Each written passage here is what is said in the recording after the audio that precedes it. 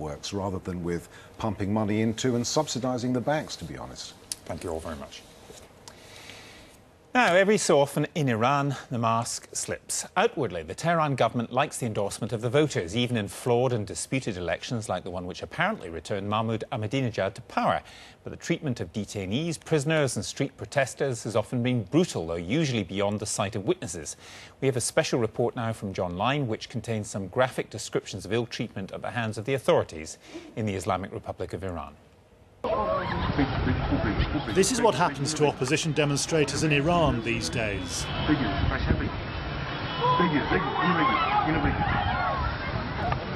One of the thugs is about to hit this woman on the head.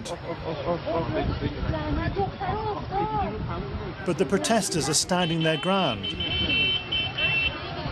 These were pictures sent in or posted on the internet by opposition supporters yesterday. The demonstrators reported some of the toughest repression since the election. Tear gas, baton charges, and the firing of plastic bullets and paintballs. These crowds gathered despite all that. But the real threat is what happens if the police move in and arrest you. Ibrahim Mohtari is an opposition supporter who's now fled to Turkey. He gave us a rare eyewitness account of his arrest and treatment in prison. I left a friend's office to do some shopping. I noticed a bike following me. I felt worried. He followed me to a side road, then came another bike. They got off and pushed me to a wall and forced me to get in a car with them. I was put in a cell with no windows. The mattress was covered with dry blood. I was scared. I was interrogated, beaten up and physically assaulted. It got uglier by the hour. To support his account, he's produced a medical report and pictures. Most explosively, he's one of the first people with first-hand evidence that appears to back claims that Iranian opposition detainees have been sexually assaulted in prison. He describes being brutally penetrated.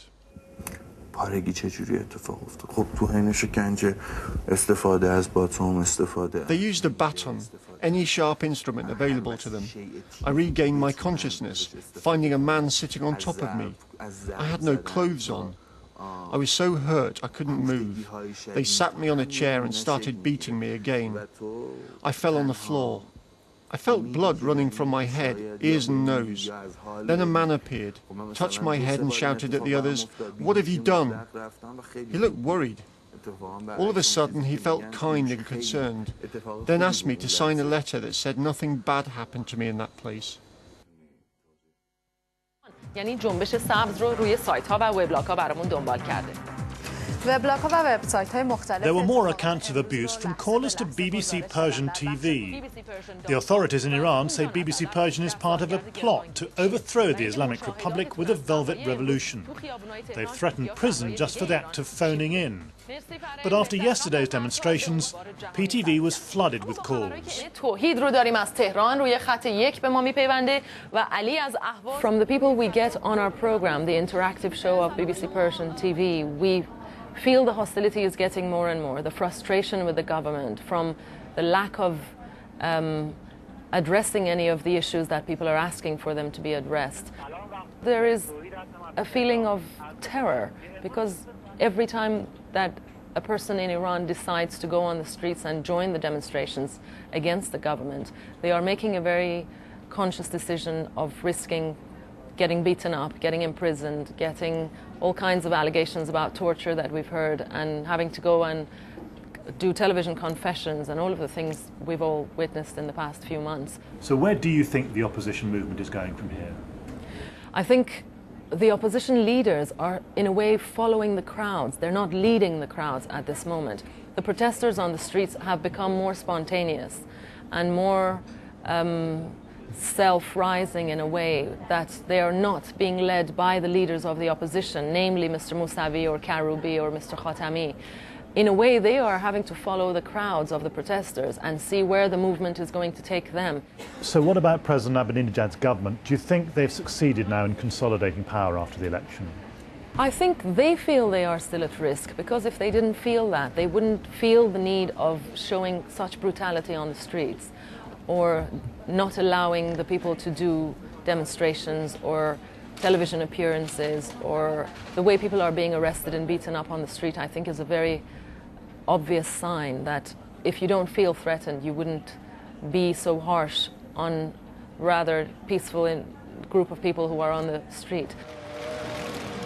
President Ahmadinejad continues as if nothing untoward has happened, and he's persuaded a number of foreign leaders to go along with the illusion of normality. Today there was a visit by the ruler of Qatar, with whom Iran shares one of the world's largest gas fields. But the demonstrators are refusing to be silenced. In the latest protest, they even trampled over a poster of the supreme leader, Ayatollah Khamenei, an act of unprecedented lèse-majesté. The stakes are getting higher, and those trying to keep the regime in power realize it, from president to prison warders. In Islam, rape is a serious crime. I wasn't raped, but sexually assaulted with a baton. Those who did it consider themselves Muslims. They want the Islamic Republic to survive.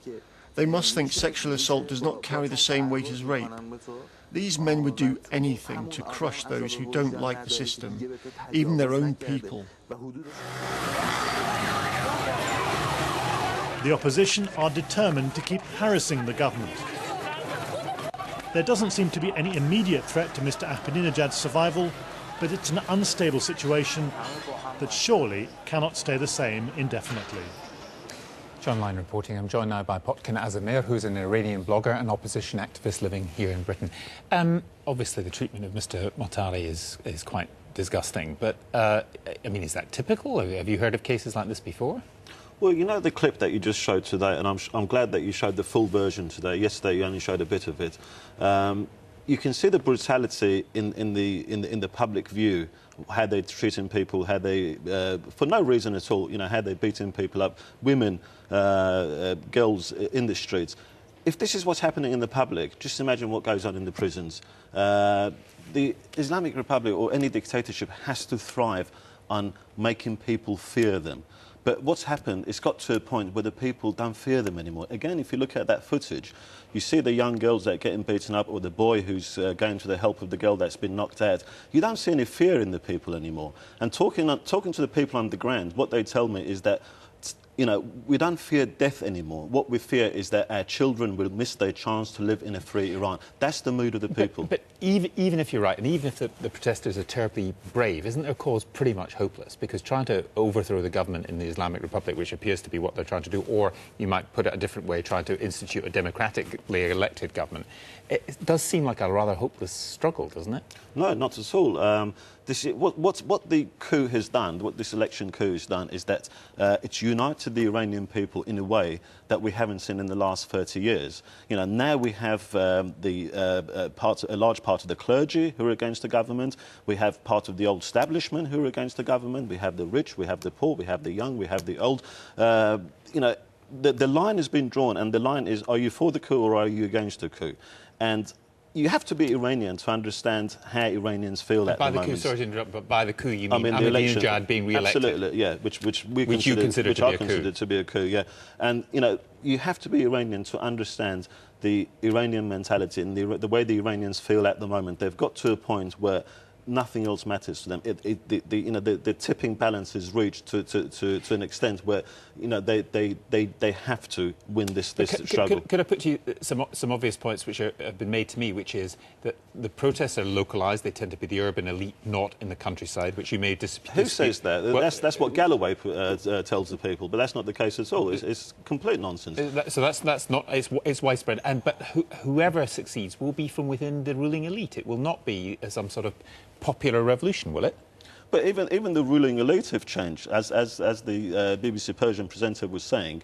You know, they thought by detaining the reformist leaders they will decapitate the movement, but they're not the people that are heading the movement. The movement has now got localised leaders that are pushing it forward, and very much so, as the BBC Persian representative said, the people like Mousavi and Karabi, they're following the crowd. Let me tell you something. Mr. Azamir, we're out of time, but thanks very much. Sorry to cut you off there.